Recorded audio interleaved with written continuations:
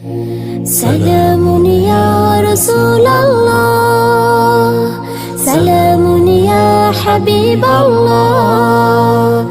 سلام یا نبی اللہ،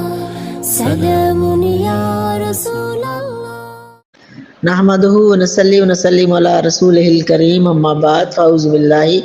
من الشیطان الرجیم، بسم اللہ الرحمن الرحیم۔ ان اللہ لا یغفر ان یشرک بہ ویغفر ما دون ذلک لمن یشاء ومن یشرک باللہ فقد افتری اثما عظیما۔ سورۃ نساء سے ہم 48 نمبر آیت سے شروع کر رہے ہیں، اور یہ آیت پہلے بھی ہو چکی ہے، دوبارہ اس کو ہم ساتھ ملا رہے ہیں کہ اللہ تعالیٰ نے قرآن کریم میں ارشاد فرمایا، ان اللہ، بے شک اللہ تعالیٰ، لا یغفر، نہیں بخشتا، ان یشرک، کوئی اس کے ساتھ شرک کرے، و یغفر، اور بخشتا ہے، ما دون ذالک، جو اس کے سوا ہے، لمن یشاء، اور اس کے لیے جس کو وہ چاہتا ہے، ومن یشرک، اور جو شرک کرے، باللہ، اللہ کے ساتھ، فقد افتری اثما عظیما، پس بے شک اس نے بہت بڑا گناہ کیا۔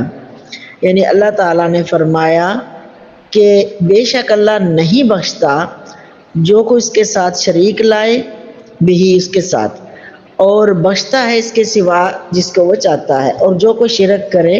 اللہ کے ساتھ، پس بے شک اس نے بہت بڑا گناہ جو ہے وہ گاڑ لیا، یعنی ایک جھوٹ بھی بولا اور ایک گناہ بھی، ڈبل گناہ ہو گیا، بڑے گناہ کا ارتکاب کیا۔ یہ سورہ نساء کی آیت نمبر 48 سے شروع ہے کہ اللہ تعالیٰ نے فرمایا ہے کہ وہ بڑا بخشنے والا مہربان ہے،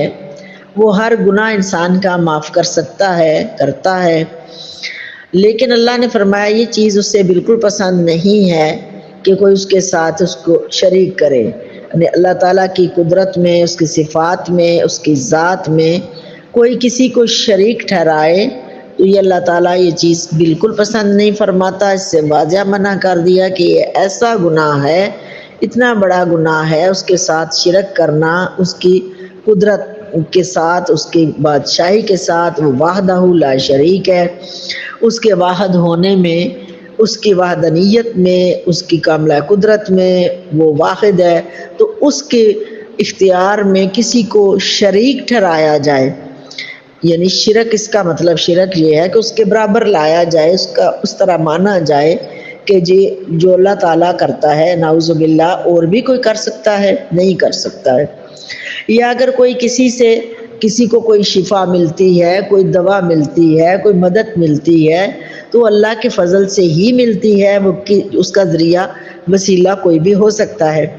لیکن اگر یہ نظریہ رکھا جائے کہ نہیں، ان سے ہٹ کے،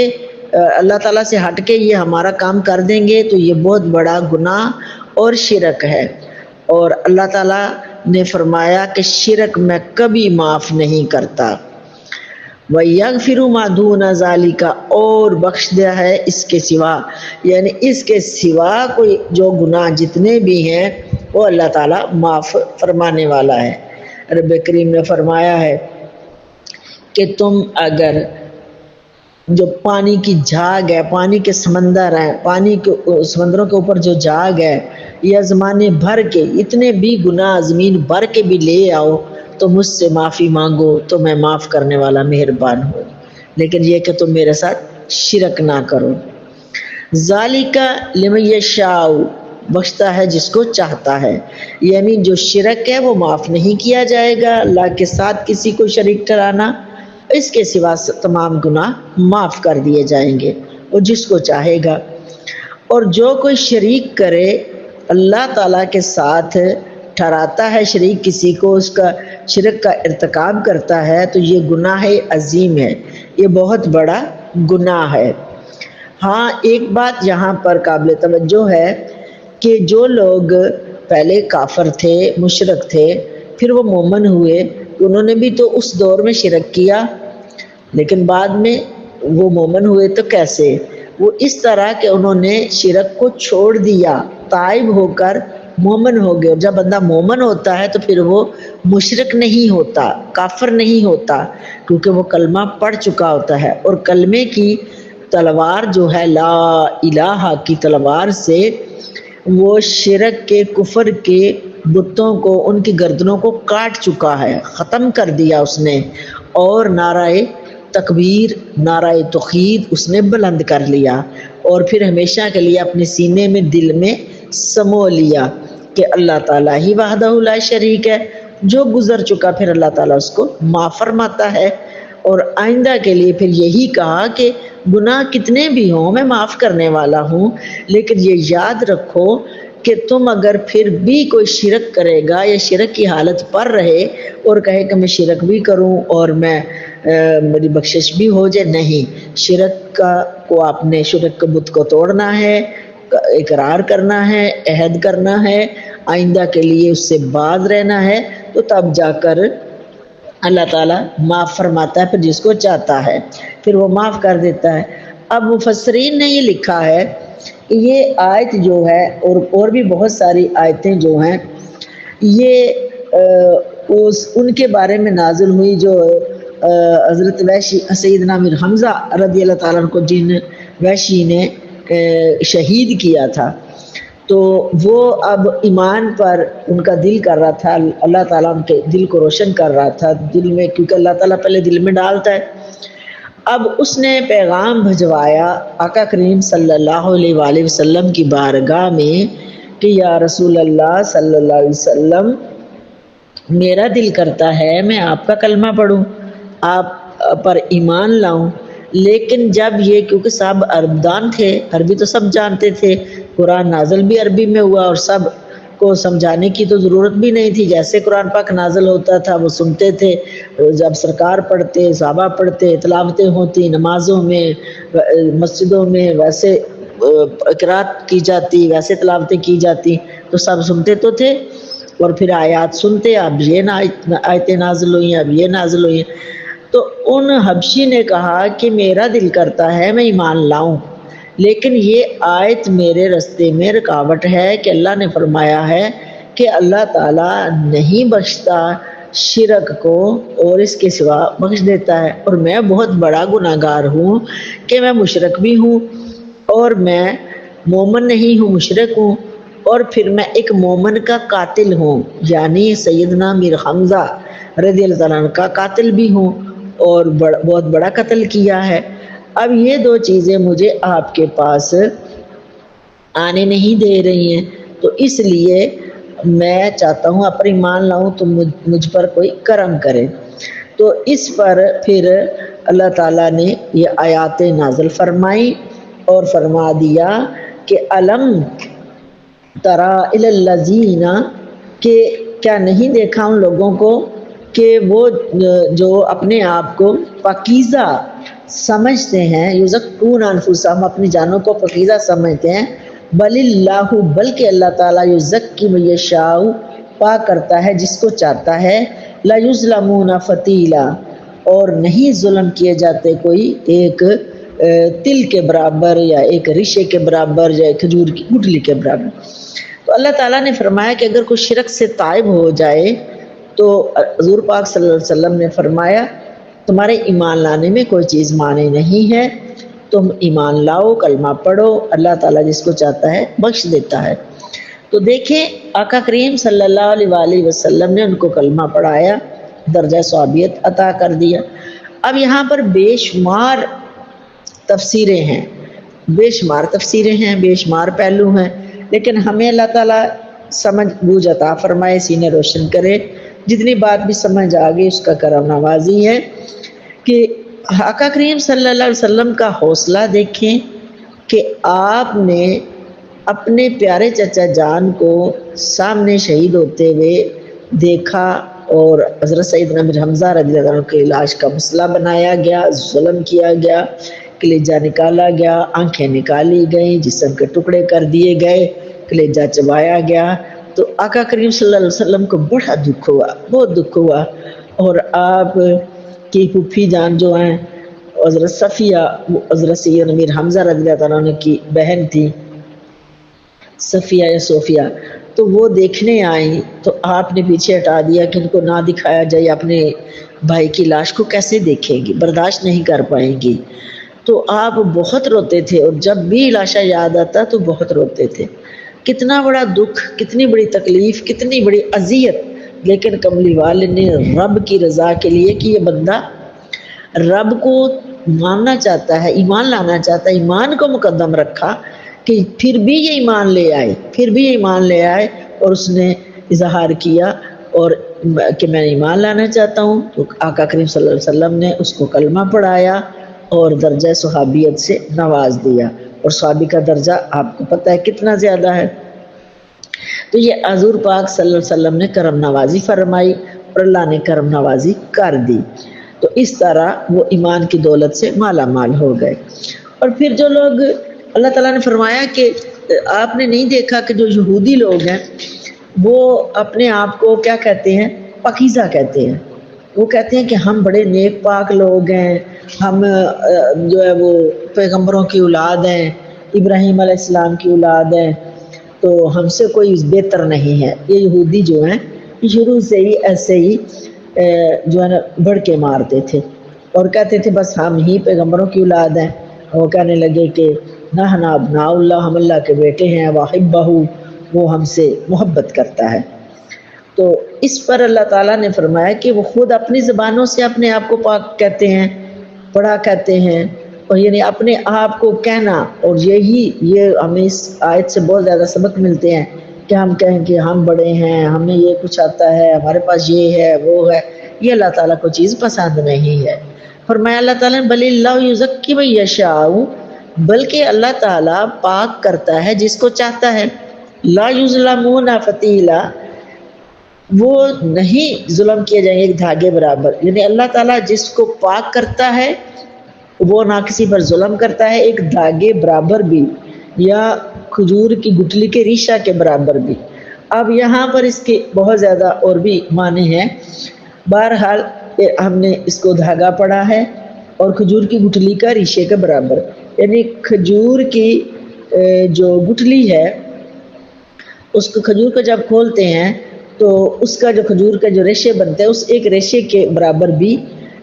کسی کا کوئی اختیار نہیں ہے مسوائے اللہ تعالیٰ کے۔ اب جو بہت ساری جگہوں پر آیا ہے کھجور کا حوالہ بھی، ایک کھجور کو جب کھولیں تو گٹلی نکالیں تو گٹلی کے اندر ایک جھیلی سی بنی ہوتی ہے، اس کا بھی ذکر آیا ہے کہ اس جھیلی کے برابر اختیار نہیں ہے ان کے پاس۔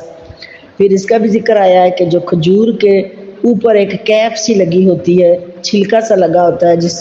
جس نے کھجور پوری کھجور کو محفوظ کیا ہوتا ہے، وہ چھلکا کھاتے ہوئے پھینک دیا جاتا ہے، بیکار ہو جاتا ہے بعد میں، تو اتنا بھی اختیار ان کے پاس نہیں ہے۔ اور اللہ نے فرمایا کہ ان پر اتنا بھی ظلم نہیں کیا جائے گا، جو کوئی اللہ کی رضا کو حاصل کرے گا اور اللہ جس کو پاک کرے گا۔ اللہ نے جس کو پاک کر دیا وہ جو ہے دھاگا برابر اس پر ظلم نہیں کیا جائے گا۔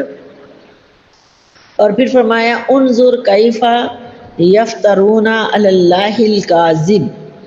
وکفی بہ اثما مبینا، دیکھتے ہیں آپ کے کیسے یہ لوگ اللہ تعالیٰ پر جھوٹ گڑھتے ہیں، اور کافی ہے یہ ان کو بہت بڑا گناہ۔ یعنی آپ یہودیوں کو دیکھتے ہیں کہ کتنا بڑا جھوٹ بولتے ہیں، اپنے آپ کو پاکیزہ کہتے ہیں، اور پھر کہتے ہیں ہم اللہ کے بیٹے ہیں، نعوذ باللہ، اور اللہ کی تو کوئی اولاد ہی نہیں، وحدہ لا شریک ہے، اور یہ لوگ کبھی بیٹا بناتے ہیں اور کبھی کہتے ہیں ہم سے وہ محبت کرتا ہے۔ تو یہ اللہ تعالیٰ کی ذات پر بہت زیادہ جھوٹ بولتے ہیں، بہتان لگاتے ہیں، اور یہ گناہ اتنا بڑا ہے کہ اگر ان کے باقی گناہوں کو نہ بھی دیکھا جائے تو یہ ایک ہی گناہ ان کی ذلت کے لیے، رسوائی کے لیے بہت ہے، دوزخ میں پہنچانے کے لیے، کہ جب یہ کہہ دیا جائے کہ ہم اللہ کے بیٹے ہیں یا اللہ کی اولاد ہے، نعوذ باللہ، تو یہ سب سے بڑا شرک ہے۔ تو اللہ تعالیٰ نے فرمایا کہ اگر کوئی اور کام اور گناہ ان کا نہ بھی دیکھا جائے تو تب بھی یہ ان کے لیے یہ گناہ ہی ان کو دوزخ میں پہنچانے کے لیے جو ہے وہ کافی ہے۔ اور اس طرح سے الم تری الی الذین اوتوا نصیبا من الکتاب یؤمنون بالجبت والطاغوت वत्तगूती वयकूलु लिल्लज़ीना कफ़रू हाउलाई अहदा मिनल्लज़ीना आमनु सबीला। क्या नहीं देखा उन्होंने उन लोगों की तरफ जिनको दिया गया हिस्सा किताब से ईमान लाते हैं बुतों पर और तागूत पर और कहते हैं ये उन लोगों के लिए जो काफिर हुए, क्या ये ही हदायत पर हैं उन लोगों से जो ईमान लाए सबीला रास्ते पर। अब अल्लाह ताला ने अपने हबीब मुकर्रम सल्लल्लाहु अलैहि वसल्लम से फरमाया क्या नहीं देखा आपने, यानी इसका मतलब आप भी तो देख रहे हैं ना, क्या नहीं देखा आपने लोगों की तरफ जिनको किताब का कुछ हिस्सा दिया गया। अब ये किताब का हिस्सा किसको दिया गया? यहूदियों को दिया गया, ईसाइयों को दिया गया। तौरात और ज़बूर की बात हो रही है, इंजील की बात हो रही है, तो उनके पास भी किताबें आई थी। उनकी किताबों में हज़ूर नबी पाक सल्लल्लाहु अलैहि वसल्लम का जिक्र भी आया था और मौजूद भी है, और फिर भी वो क्या करते हैं, ईमान लाते हैं, यानी यकीन करते हैं किस पर? बुतों पर और तागूत पर, यानी शैतानों पर। और फिर कहते हैं कि ये लोग जो काफिर हुए हैं कि क्या ये हाउलाए अहदा या ज़्यादा हिदायत पर उन लोगों से आमन जो ईमान लाए हैं सबीला रास्ते पर हैं, सही रास्ते पर हैं। अब ये हुआ ये कि कफ़ारे मक्का जो थे इनके पास यहूदी आए, बहुत ज़्यादा यहूदी आए और वो कहने लगे आकर कि ताकि हम मक्का में जाकर उन लोगों को भटकाएं और उनको कहें कि हज़ूर पाक सल्लल्लाहु अलैहि वसल्लम जो हैं ये नाउज़ुबिल्लाह नबी नहीं है, ये सही नहीं है, हम नबियों की औलाद हैं, हमारे ऊपर जो है नबूवत नाजिल हुई, हम इब्राहीम अलैहिस्सलाम को मानने वाले हैं। तो इब्राहीम अलैहिस्सलाम की औलाद से ही अंबिया हुए हैं, सारे अंबिया हुए। आगे जब नूह अलैहिस्सलाम के बाद जब इब्राहीम अलैहिस्सलाम तशरीफ़ लाए, क्योंकि नूह अलैहिस्सलाम तो आदम सानी कहलाते हैं, क्योंकि आप के जब तशरीफ़ लाए थे तो कौम पर जब अजाब आया तो सब कुछ तबाह हो गया था, माँ सिवाय उन लोगों के जो आपने अपने कश्ती में बैठा रखे थे, चंद लोग वही बचे थे, उसी से फिर आगे नस्ल चली। फिर उन्हीं में से हज़रत इब्राहीम अलैहिस्सलाम जब तशरीफ़ लाए तो इब्राहीम अलैहिस्सलाम को इसीलिए अबुल अंबिया कहा जाता है कि फिर आपकी ज़ौजा मोहतरमा हज़रत हाजरा अलैहिस्सलाम से हज़रत इस्माईल अलैहिस्सलाम और हज़रत सारा से हज़रत इसहाक़ अलैहिस्सलाम पैदा हुए। तो हज़रत इसहाक़ अलैहिस्सलाम से फिर आगे हज़रत याकूब अलैहिस्सलाम, इस तरह आगे से यूसुफ अलैहिस्सलाम। तो इस तरह एक के बाद दीगरे पैगम्बर पैदा होते रहे। लेकिन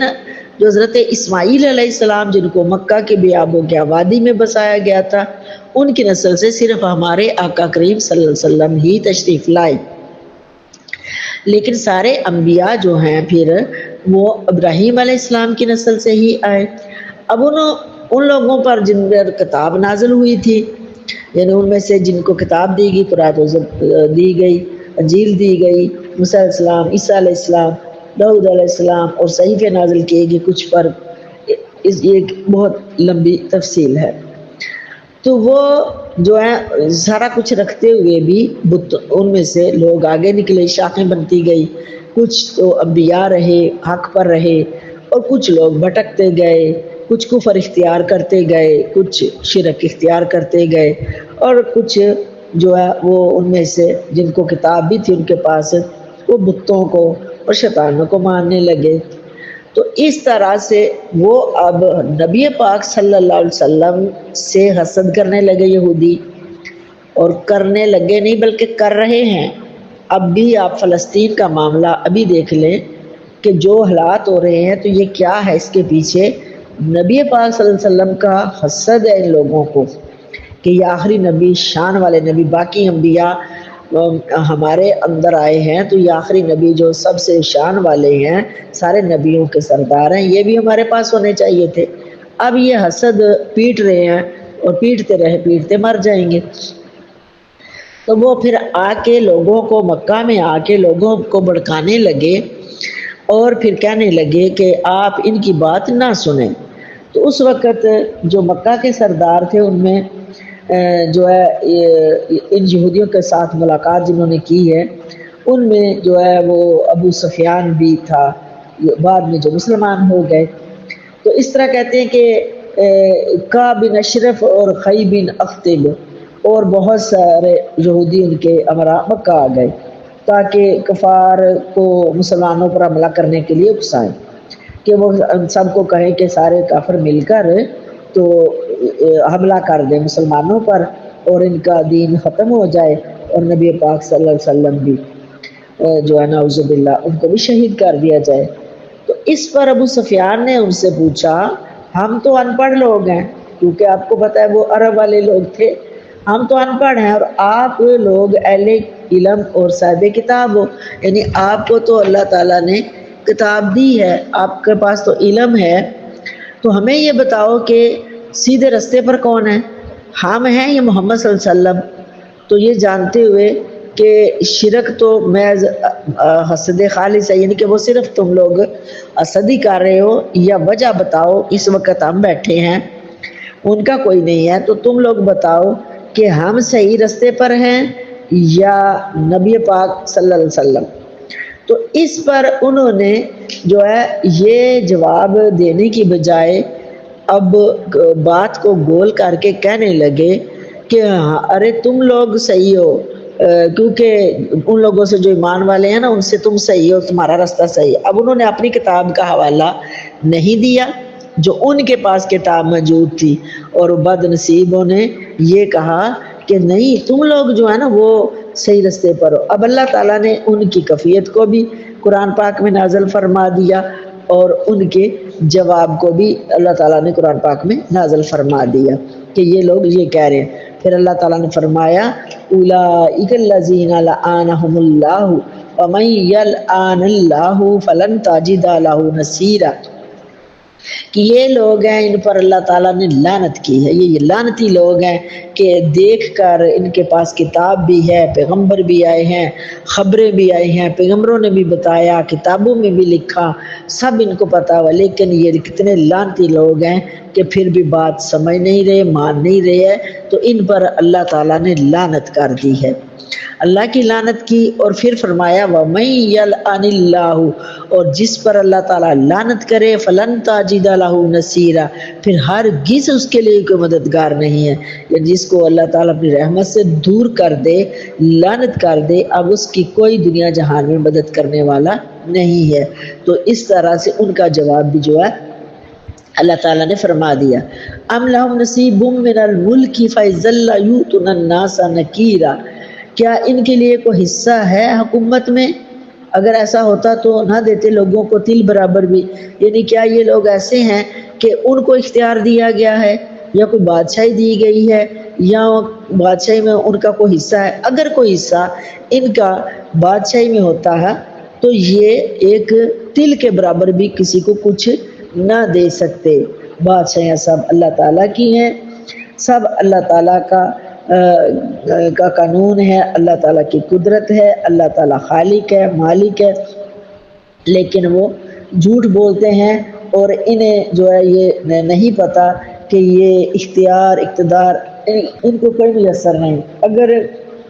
کوئی زمین کا حصہ ان کو دے بھی دیا جاتا تو کسی کو یہ پھوٹی کوڑی بھی نہ دیتے۔ تو ایسے شخص سے جو ہے وہ نعمت کے زوال کی آرزو کرنا جو اس نعمت کا صحیح مستحق ہو۔ تو اب یہ کہنے لگے کہ یہ نعمت ان کو کیوں ملی ہے، ہمیں کیوں نہیں ملی؟ تو اس آیت میں بتا دیا گیا یہودیوں کی یہ اسلام دشمنی حسد کی وجہ سے تھی، اور ورنہ یہ جو ہے خوبی اور خاندان ابراہیمی کا چشم و چراغ ہے، وہ آخری نبی حضرت محمد مصطفیٰ صلی اللہ علیہ وسلم ہے، اور حضرت ابراہیم علیہ السلام کے خاندان کو اس کے رب نے نبوت و کتاب و حکمت اور وسیع سلطنت سے سرفراز فرمایا۔ اگر اس کے ایک فرزند کو یہ نعمتیں پھر بخشی گئی ہیں تو حیرت افسوس کیوں ہو؟ یعنی ان کے ابراہیم علیہ السلام کے آل اولاد کو اتنا کچھ دیا گیا، نبوتیں دی گئی، تو ان کی اولاد کو ہی آخری نبی بھی بنایا گیا، اب یہ ان سے حسد کیوں کرنے لگے؟ اللہ تعالیٰ سے دعا ہے اللہ تعالیٰ ہمیں اس پر عمل کی توفیق عطا فرمائے، اور اللہ ہمیں نبی پاک صلی اللہ علیہ وسلم کے ساتھ خالص مخلص محبت، عشق، تعظیم و توقیر کی توفیق عطا فرمائے۔ وآخر دعوانا الحمدللہ رب العالمین۔ ابھی یہ جاری ہے۔